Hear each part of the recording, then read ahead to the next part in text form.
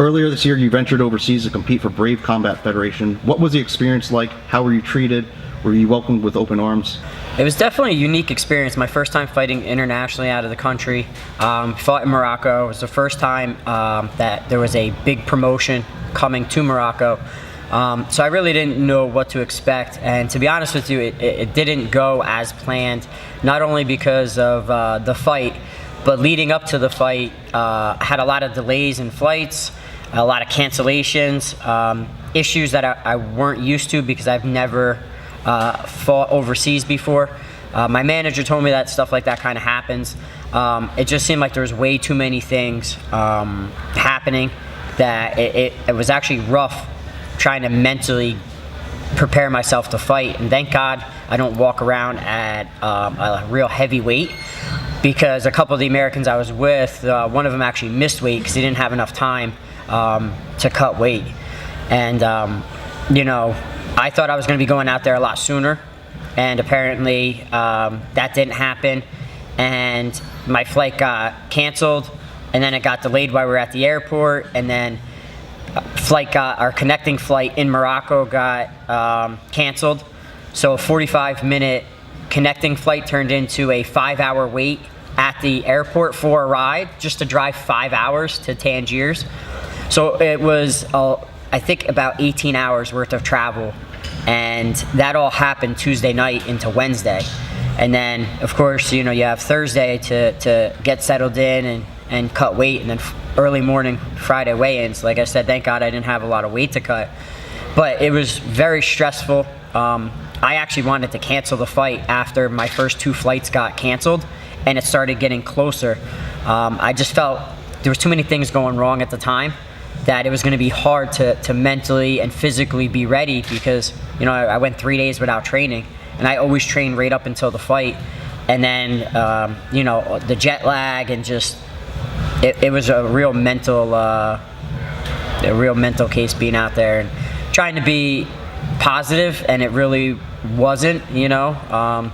I don't feel like I had my best performance, but, you know, I'm a vet in the sport. You got to be prepared for everything, and I always say that that no matter what, you got to be prepared, or you have to, you know, step in and kind of pull the plug. And, you know, I blame it on myself for not, you know, canceling the fight after everything happened.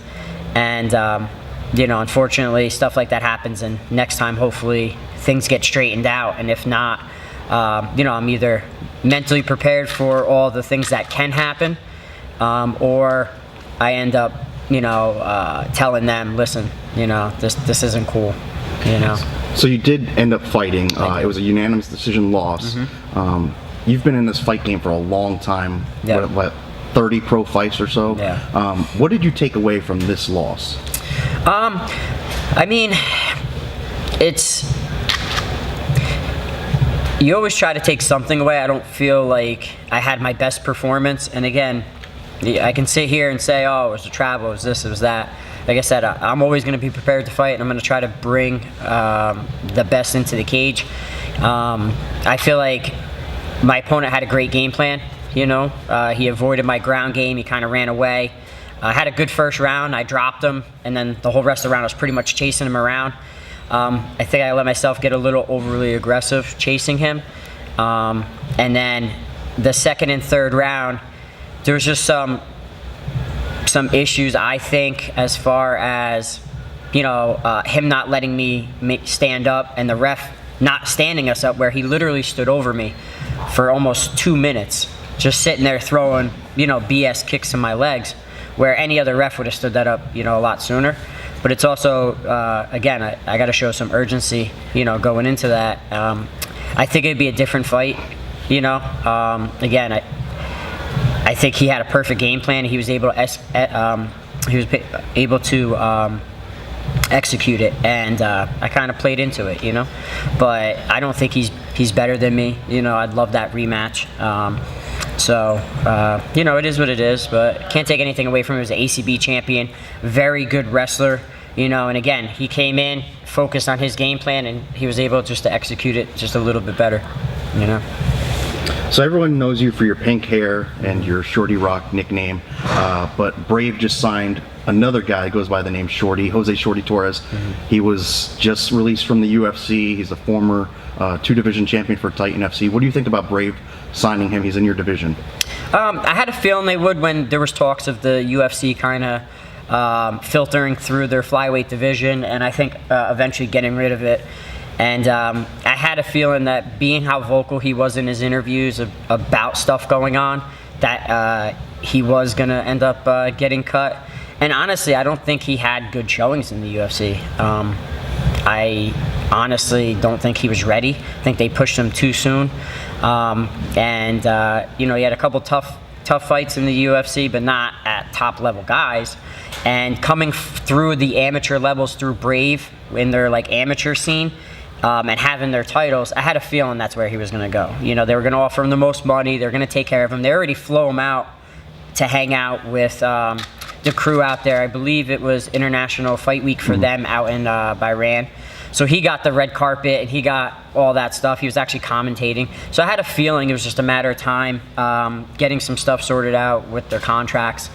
And I just hadn't, you know, I knew it was going to happen. You know, now whether or not it'll be a Shorty versus Shorty showdown, I hope so, you know, and I hope it's for the title. I love that fight. I tried to get that fight in Titan. They turned it down in Titan. And then obviously I would have loved to get it in the UFC, but you know, it is what it is. So hopefully I'll get that shot, you know. I've been Shorty a lot longer than he has. Between my 30, you know, pro fights, I've been doing it probably, you know, 6 years longer. You know, I think my nickname stayed around a little longer. So you just answered my next question. I was going to ask you about the press release that Brave put out that listed you as a possible opponent, and if you wanted that fight. Sounds like you do. I do, 100%. I don't think he does right now. I don't think the first fight out of the UFC he's going to want the top level competition, and I honestly don't think Brave's going to want it. Because he's kind of their homegrown guy, I feel like they're going to want him to try to get to the belt pretty quick. I think him and Valer Murat would be a good fight. I actually think Valer Murat beats him, you know, so either way, I'm happy to get my rematch for the title, or I'll be happy to fight Torres either as the #1 contender or eventually, you know, for the title. But I don't see me being his first fight back into Brave, but I would take that invitation in a heartbeat. So Torres, he had close to like 40 amateur fights. As a pro, though, you have triple the pro fights that he does. Yeah. You've been doing this for a long time. You've been, you know, campaigning to get that shot in the UFC. It never happened. It was close there for a minute, but how does it make you feel, or, you know, what do you think when you see these guys that are, you know, 6-0 or, you know, 7-0 getting signed to the UFC? You've got close to 30 fights. You're the #1 ranked flyweight in the Northeast.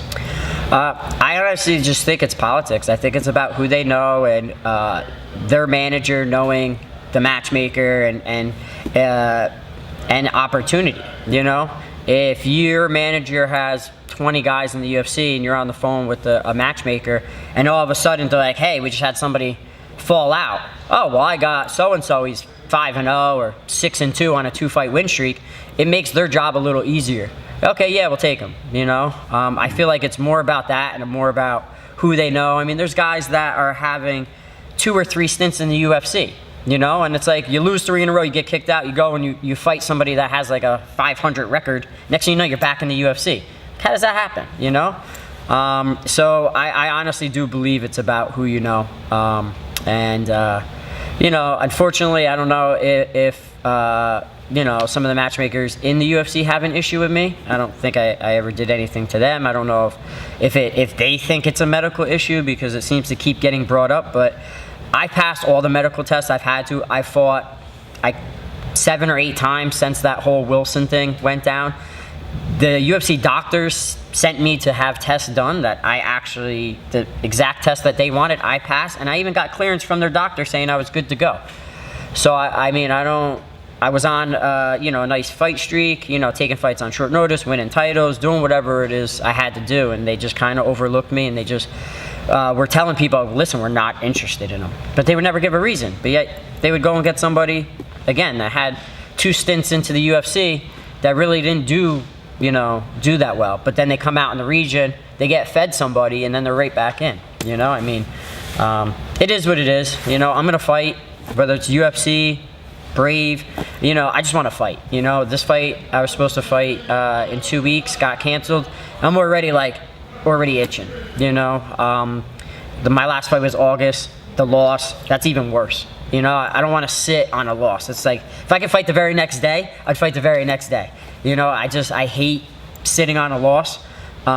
Maybe it's because I'm a sore loser, but I just want to get back in there. I want to fight. I've had too many fights cancel in my career, and you know, I just want to fight. You know, so I'm hoping I can stay active, and regardless of the organization, you know, I just hope I can stay active and just keep fighting.